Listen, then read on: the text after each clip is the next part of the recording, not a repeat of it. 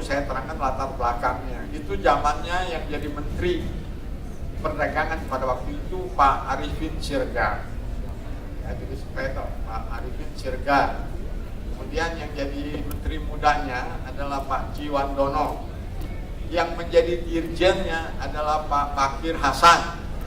Ya, jadi ini supaya tahu latar belakangnya memang benar seperti itu.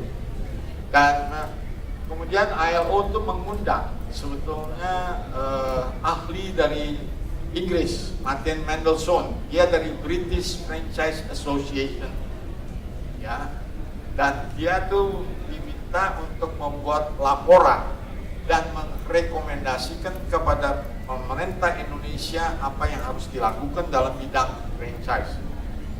Salah satunya sebelumnya ILO juga sudah minta dari IPPM, LPPM itu untuk membuat suatu baseline study. Baseline study ini dibikin oleh Pak Winarto. Itu peran dari Pak Winarto juga perlu kita sampaikan di sini, ya.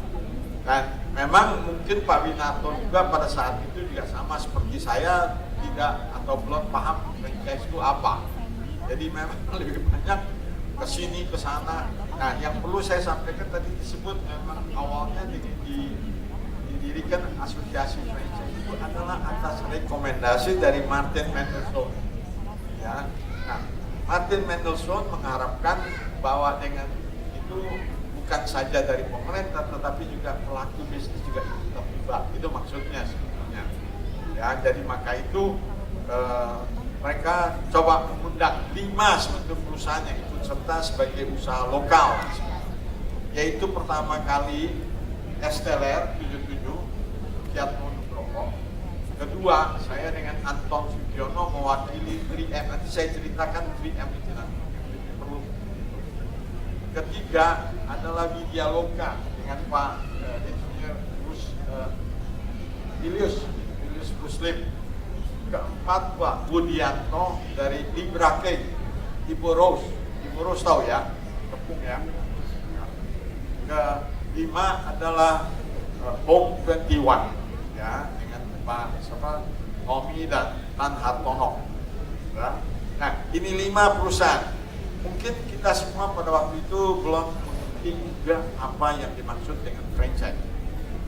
Waktu itu saya sendiri sedang menangani, nah ini yang mungkin perlu diketahui, supaya pada saat itu saya masih sebagai orang distribusi.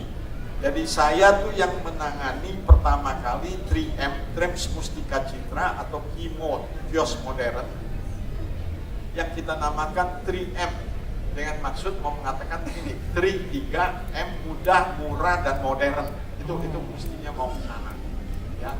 3M ini, ya, itu adalah yang sebetulnya pada saat ini, ya, mungkin sudah dilihat ya, Tapaku itu merupakan suatu sentra distribusi. Saya nggak usah cerita mengenai ininya lebih panjang lagi nanti, ya, tapi saya cuma mau sampai di sentra distribusi.